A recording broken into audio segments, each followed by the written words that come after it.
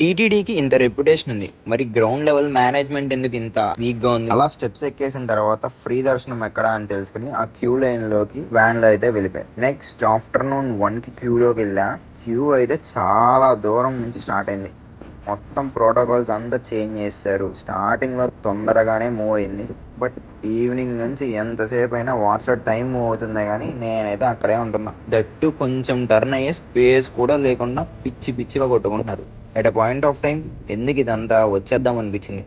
ఒక proper management లేదు, queue దగ్గర ప్రాపర్ సెక్యూరిటీ లేదు, కరెక్ట్ గైడెన్స్ లేదు. అలా లాస్ట్కి వెయిటింగ్ హాల్లోకి వచ్చేసరికి నైట్ 11 అయింది. ఇంకా అలా దర్శనం అయిపోయేసరికి సండే మధ్యాహ్నం 12 అయింది. ఆల్మోస్ట్ 24 అవర్స్ దర్శనం కోసం ఎంతసేపు వెయిట్ చేసినా దర్శనం అయ్యాక ఆ ఫీలింగ్ మాత్రం వేరే లెవెల్.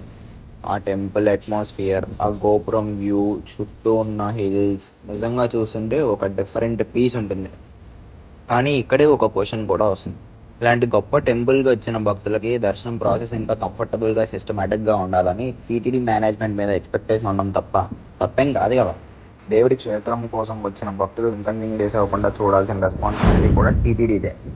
ఇంకా ఫ్రెష్ అయ్యి ఇంటికి ఏమైనా తీసుకెళ్దాం అనిపించి సో అలా కొంచెం సేపు స్ట్రీట్స్లో తిరిగి ఒక మంచి దేవుడి ఫ్రేమ్ తీసుకున్నా. నాకైతే చాలా బాగా నచ్చింది. ఇంక బస్ ఎక్కి రిటర్న్ అయితే అయిపోయాను. బాబాయ్.